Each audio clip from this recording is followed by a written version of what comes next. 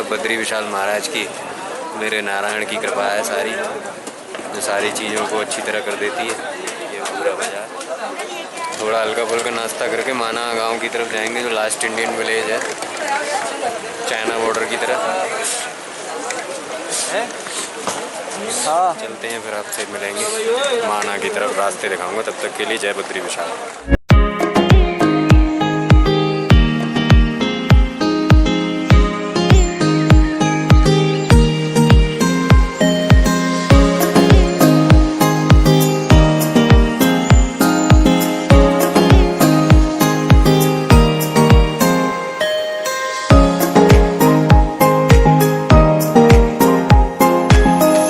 बद्रीनाथ जी से ये रास्ता गया माना के लिए, और इधर है माना गांव। बाकी नज़ारे कुछ इस तरह के हैं, खूबसूरत नज़ारे। NH 58 है ये, जो दिल्ली से माना तक है। माना पे जाके ख़त्म हो जाता है माना गांव, और वो ऊपर जाके उधर माना गांव है। ट्रैक कर रहा हूँ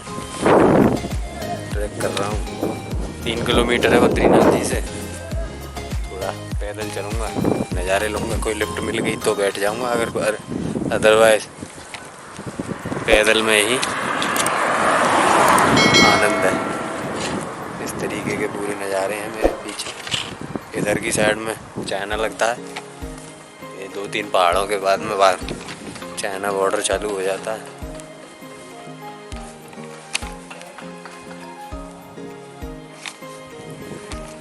चलता हूँ, ट्रैक करता हूँ, माना पहुँच कर आपको नज़ारे दिखाता हूँ।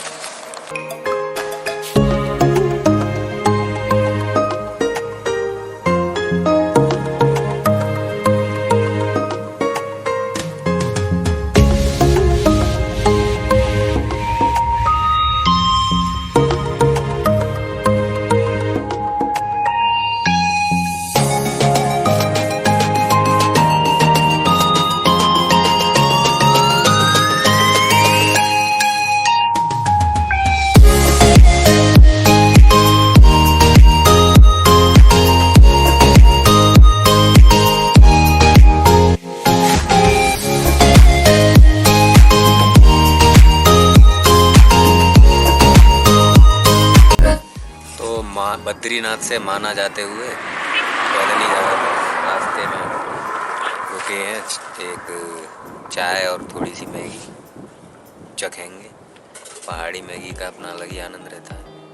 और लगभग 1.5 किलोमीटर चलाएंगे ऊपर, 1.5 किलोमीटर और रह गया है।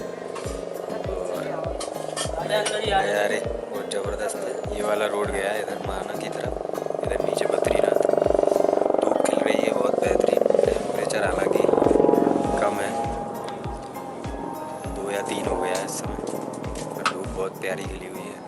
और मैगी और चाय रेडी है अपनी। ये छोटी सी शॉप थी यहाँ पर मैगी और चाय का आनंद लेते हैं, फिर माना की तरफ चलते हैं। बाकी ये पीछे बर्फ़ पीले पूरे पहाड़ हैं, नज़ारा है। और ये आई है मैगी, चाय, पहाड़ी चाय, पहाड़ी मैगी। खत्म करते हैं, फिर मिलते हैं।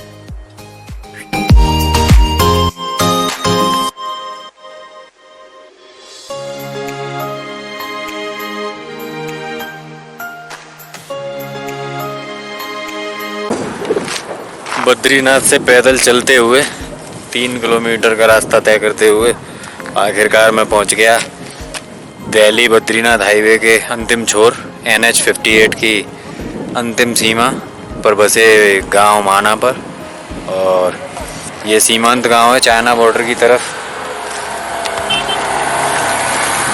अंतिम गांव है।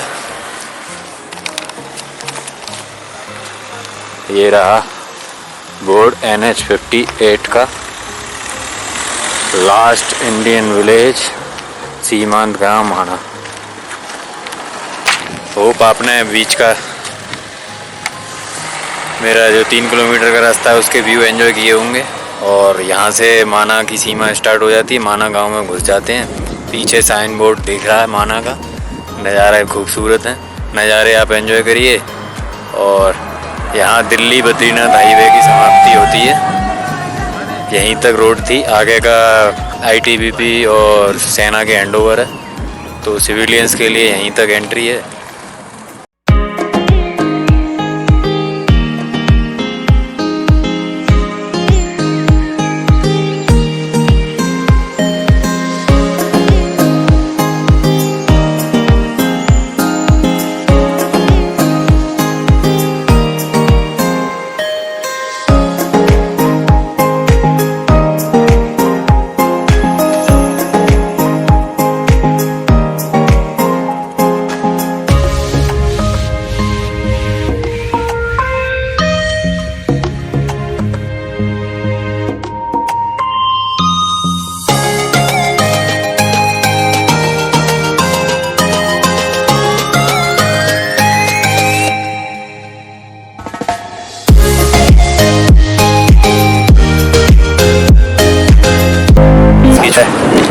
लास्ट इंडियन विलेज माना और इसकी छोटी सी मार्केट, छोटी छोटी दुकानें हैं, सारी वही हैं जो हैंडीक्राफ्ट यूज किया है यहाँ के गाँव के लोग जो बनाते हैं अपना स्वेटर वगैरह, सर्दी की सारी चीज़ें सब वही है। छोटा सा मार्केट है, मुश्किल से 15-20 दुकानें होंगी। कुछ चाय नाश्ते की हैं, बाकी हैंडीक्राफ्ट की हैं। गाँव भी बहुत छोटा है, 50 से 100 लोगों का परिवार रहता होगा, 100 ही घर होंगे मुश्किल।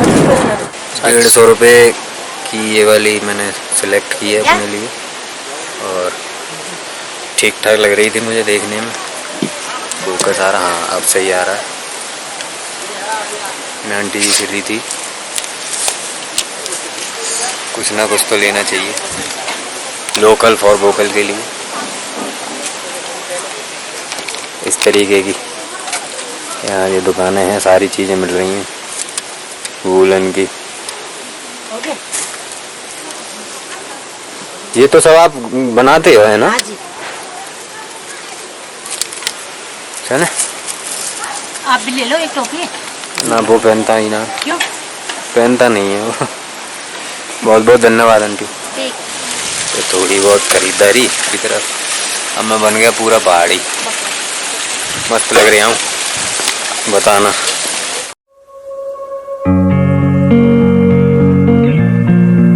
समुद्र तल से 10,133 फीट की ऊंचाई पर है।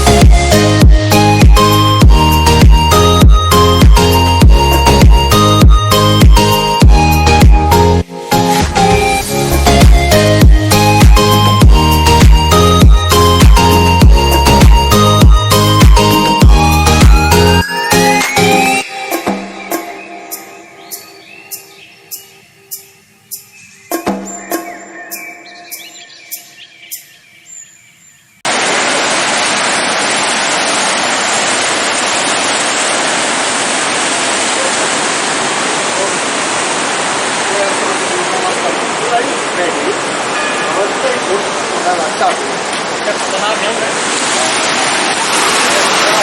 ये माना गांव पर भीम पुल के पास में ये मान्यता है कि ये सरस्वती नदी जो है उसका उद्गम स्थल है। ये यहाँ से सरस्वती माता अदृश्य रूप में ज़मीन के नीचे बहती हैं, जो कि फिर प्रयागराज में जाकर गंगा और सरस्वती के साथ संगम होता है जिनका। तो उनका उद्गम स्थल जो है हिंदू पौराणिक मान्यता अनुसार माना गांव पर, बद्रीनाथ से ऊपर माना गांव पर, यहाँ भीमशिला के पास में माना गया है। ये वही है, ये सरस्वती नदी, और ये यहाँ गहराई में जाती है। जितना मात्रा में पानी आ रहा है उतनी मात्रा में आगे नहीं जा रहा है। तो ये मान्यता मानी जाती है। ये यहाँ छोटा सा मंदिर है माता सरस्वती का। मैं पहले आया था तब ये इतना स्ट्रक्चर नहीं था मंदिर का, पर अब मंदिर है। उसके इधर ये हिंदुस्तान की अंतिम दुकान।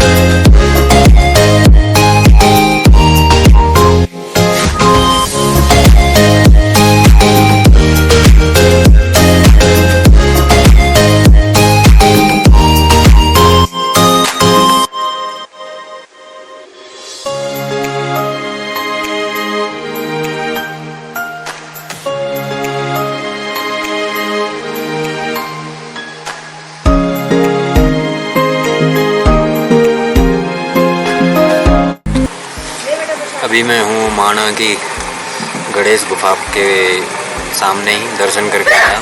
पौराणिक मान्यता के अनुसार ये स्थान वो है जहाँ भगवान श्री गणेश ने वेद व्यास जी के आह्वान पर पुराणों एवं महाभारत का लेखन कार्य किया था। तो काफ़ी पूजनीय स्थान है ये भी, माना गांव में स्थित है। क्योंकि हिंदू पौराणिक संस्कृति के अनुसार गणेश जी ने ही हमारे सारे पुराणों का, सारे वेदों का एवं महाभारत का जो लेखन कार्य था वो गणेश जी ने किया था। तो इस स्थान का बहुत महत्व है। यहाँ आएँ तो यहाँ के दर्शन ज़रूर करें। हर बार की तरह मैं अंदर की शूटिंग तो करता ही नहीं हूँ, चाहे मना हो या ना हो, क्योंकि कुछ चीज़ें आँखों से देखने के लिए ही होती हैं। तो यहाँ आएँ तो ज़रूर इस स्थान के दर्शन करें।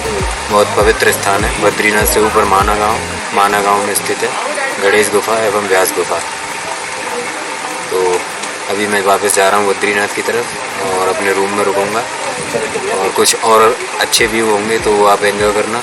बाकी का जो मेरा ये ऑफिशियल टूर था केदारनाथ का और बद्रीनाथ का, वो यहाँ पर समाप्त होता है। बाकी आप नज़ारे एंजॉय करिए और साथ बनाए रखिए, प्यार बनाए रखिए, और इस आध्यात्मिक सफ़र में मेरा सफ़र जारी रहेगा।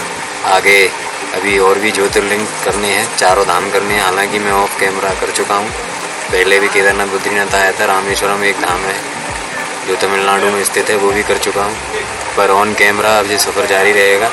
बाकी के 11 ज्योतिर्लिंग भी इसी कैमरे के माध्यम से आपको कराऊँगा, और बाकी के धाम भी, और अच्छी अच्छी खूबसूरत दुनिया और हिंदुस्तान पहले घूमेंगे। आप साथ बनाए रखिए, प्यार बनाए रखिए। जय बद्री विशाल।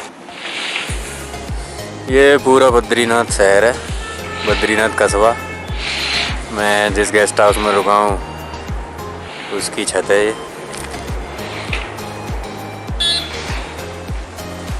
ये रास्ता आया है ऋषिकेश हरिद्वार से की तरफ से, और वादियाँ कुछ इस तरह से हैं पूरी। और इधर ये गया है माना, और इधर है बद्रीनाथ मंदिर। तो मेरे पीछे ऐसा कुछ नज़ारा है, पूरा बद्रीनाथ शहर ये पूरा पीछे। ये 4:30 बज गए, मैं माना होकर अभी अभी आया हूँ। और आपने शायद माना के व्यू एंजॉय किए होंगे, नहीं किए तो उन्हें एंजॉय करिए। पूरा ये शहर घाटी के बीच में बसा हुआ छोटा सा ही है, नगर पंचायत है। और ये टोपी मैंने माना से ही खरीदी थी, गढ़ वाली टोपी है, अच्छी लगी मुझे तो मैंने ले ली। बाकी नज़ारे खूबसूरत हैं। तो तब तक के लिए जय बद्री विशाल, और आप व्यू एंजॉय करिए माना के और पूरी सीरीज के, और साथ बनाए रखिए, प्यार बनाए रखिए। जय बद्री विशाल।